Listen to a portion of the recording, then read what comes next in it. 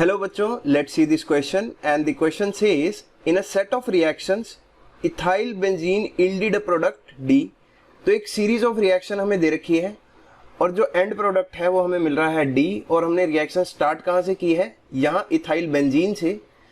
तो हमें बताना है कि जो D हमारा प्रोडक्ट फॉर्म होगा उसका स्ट्रक्चर क्या होगा। तो हम शुरू करते हैं इस रिएक्शन सीरीज को। सो फर्स्ट स्टेप इसका ड्रॉ करने की कोशिश करते हैं। हमें दे रखा है इथाइल बेंजीन, तो इथाइल बेंजीन हमने ड्रॉ कर लिया CH2CH3। फर्स्ट स्टेप में हम क्या ऐड कर रहे हैं, KMNO4 इन बेसिक मीडियम, और बेस हमने कौन सा यूज किया है, पोटेशियम हाइड्रोक्साइड KOH। तो यहाँ पर KMNO4 हम सभी को पता है एक ऑक्सीडाइजिंग एजेंट है, तो यहाँ पर इथाइल बेंजीन की ऑक्सीडेशन हो जाएगी और चाहे यहाँ टोलिन हो चाहे यहाँ इथाइल बेंजीन हो, सभी का ऑक्सीडेशन किस में होता है, बेंजोइक एसिड में। तो फर्स्ट स्टेप में जो हमें मिला वो ऑक्सीडेशन के बाद मिला बेंजोइक एसिड। तो B क्या हुआ हमारा, बेंजोइक एसिड। अब फर्दर हमने इसमें किसके साथ रिएक्शन करवाई, Br2 in presence of FeCl3। तो ये किस तरह की रिएक्शन है, ये है इलेक्ट्रोफिलिक सब्स्टिट्यूशन रिएक्शन। और जो है इलेक्ट्रोफिलिक सब्स्टिट्यूशन रिएक्शन के लिए यहां पर जो प्रॉब्लम खड़ी करता है वो है electron withdrawing nature of COOH group. तो जनरली जो है हमारी इलेक्ट्रोफिलिक सब्स्टिट्यूशन रिएक्शन होती है ऑर्थो और पैरा पोजीशन पर।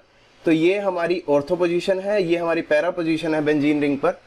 But due to the presence of electron withdrawing group, अब जो इलेक्ट्रोफिलिक सब्स्टिट्यूशन रिएक्शन है, जो ब्रोमिनेशन होगी वो होगी मेटा पोजीशन पर। तो जो हमें प्रोडक्ट मिलेगा वो मिलेगा कुछ ऐसे। तो अगर मैं COOH को यहाँ दिखा दूं तो इसकी मेटा पोजीशन होगी 1, 2 और 3। तो ब्रोमिनेशन अब जो है मेटा पोजीशन पर होगा rather than ortho and para position. अब फर्दर जो है ये हमें मिल गया C, तो B और C हम निकाल चुके हैं। अब लास्ट स्टेप जो है वो है reaction with ethanol in presence of acidic medium. तो इसको ऊपर लिख लेते हैं। तो C2H5OH के साथ हमें रिएक्ट करवाना है in presence of acidic medium. तो ये बेसिकली एस्टरिफिकेशन रिएक्शन है। जब एसिड और अल्कोहल रिएक्ट करते हैं तो हमें मिलता है एक एस्टर। तो यहाँ पर अगर हम स्ट्रक्चर ड्रॉ करें फाइनली D का, तो हमें मिल जाएगा COO C2H5। तो ये हमें एक एस्टर मिला और ब्रोमीन ग्रुप जो है वो एज इट इज लगा रहेगा। तो ब्रोमीन मेटा पोजीशन पर ऐसे का ऐसा ही लगा रहेगा। तो एक बारी ब्रोमीन को हम करेक्टली अटैच करते हैं तो मेटा पोजीशन पर हमारा ब्रोमीन एज इट इज हमें मिल जाएगा। तो ये है हमारा प्रोडक्ट D। अब हम ऑप्शन में देखें तो हमारे पास जो फर्स्ट ऑप्शन है that is correct. Meta position पर ब्रोमीन लगा हुआ है और जो हमारा पोजीशन है बेंजीन के ऊपर वो हमें मिल रहा है एक ester. So the correct option is option number first.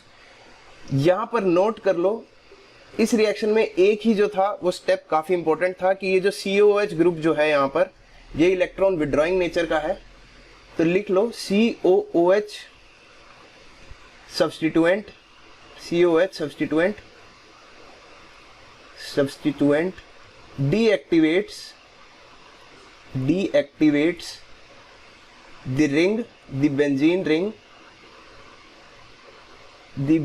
ring for ortho and para attack, for ortho and para substitution लिख लो, ortho and para substitution। तो एज अ रिजल्ट होता क्या है, मेटा सब्स्टिट्यूशन टेक्स प्लेस।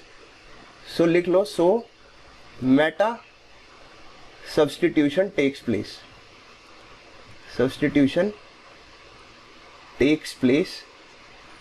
तो यही था इस reaction में। I hope you understood it. Best of luck.